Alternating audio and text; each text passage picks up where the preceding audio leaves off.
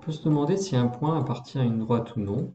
Alors certes, lorsqu'on est dans un cas comme celui-ci, c'est simple de répondre, mais on peut imaginer que la situation soit plus complexe et on veut une réponse précise. Alors il se trouve que c'est un mathématicien français qui, le premier, a formalisé tout ça avec les équations cartésiennes, donc il s'appelle Descartes, et c'est un peu les idées qu'on va voir aujourd'hui. Alors le point, on va le considérer avec ses coordonnées qui sont écrites ici, abscisse 2, ordonnée 4, et la droite, plutôt que de le voir comme une droite géométrique, on va le voir comme une fonction affine, et donc son équation est donnée là, 2x moins 3. Et en fait, on va travailler sur ces côtés algébriques, l'écriture de la fonction et les coordonnées de point, pour pouvoir répondre à la question. Donc j'ai renoté ma question ici. Alors, on avait vu que ça ne marchait pas parce que l'ordonnée ne fonctionnait pas. Alors, comment on voit ça? Ben, si le point était sur la droite, alors lorsque je calcule, je devrais trouver mon ordonnée. Alors, on va faire notre calcul, on va remplacer l'abscisse x par 2, on calcule et on trouve 1.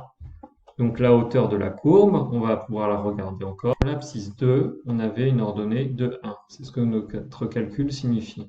Or, nous, notre point, il a pour ordonnée 4, donc il n'appartient clairement pas à la courbe.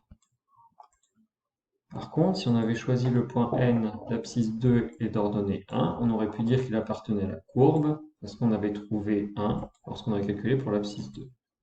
Alors, bien évidemment, sur ces exemples-là, c'est pas forcément très intéressant, mais c'est un bon entraînement. Une question où on n'aurait pas pu répondre avec le graphique, c'est un point qui n'a pas pu être lisible. Par exemple, un point avec des fractions, ou ce point de coordonnées 111, 219. Le point étant beaucoup trop loin et intraçable, on va calculer. Et comme on trouve bien 219 en remplaçant dans la fonction, ça veut dire que ce point P, il appartient à la courbe. On peut imaginer d'autres problèmes, alors il y en a beaucoup, vous en verrez encore plus en exercice, de géométrie qui vont se traiter par les fonctions. Par exemple, ici, on se demande, ces deux droites se croisent, bon, c'est une chose, mais elles se croisent où? En quel point? Peut-on trouver exactement les coordonnées? Alors, si on lit, on va avoir des choses imprécises, donc pas forcément bien. Alors, on va utiliser le calcul algébrique pour répondre à ce problème.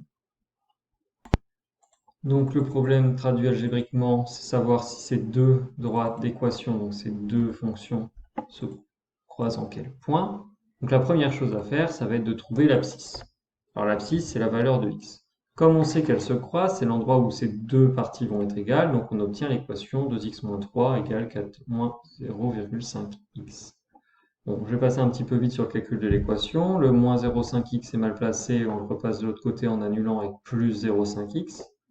Ce qui nous donne cela. Ensuite, le moins 3 est mal placé, donc on va faire plus 3 pour annuler, et on obtient 2,5x égale 7. Mais comme nous, on veut trouver x, on va diviser par 2,5, et on trouve 2,8. Donc on a trouvé l'abscisse du point, et il faut trouver son ordonnée. Pour trouver l'ordonnée, c'est exactement ce qu'on a fait avant. Une fois qu'on connaît l'abscisse, pour trouver l'ordonnée, on n'a qu'à se dire il est sur la droite, on est obligé, hein, c'est un point de croisement des droites, il est sur la droite, donc je peux remplacer ma valeur d'abscisse dans une des deux. Alors il se trouve qu'on va forcément trouver le même résultat vu que c'est le seul point justement où ça va donner la même ordonnée quand on choisit l'abscisse. Donc j'ai choisi la première, j'ai remplacé x par 2,8 qu'on avait trouvé avant, et j'ai trouvé l'ordonnée. Une fois que j'ai l'abscisse et l'ordonnée, on peut trouver le point, les coordonnées complètes, qui est donc 2,8, 2,6. Avant de prendre les exercices, je vous invite vraiment cette fois-ci à garder la vidéo sous le coude et à vous concentrer non pas sur vraiment les méthodes, vous pouvez les utiliser bien sûr, mais sur les idées qu'on a dit au début.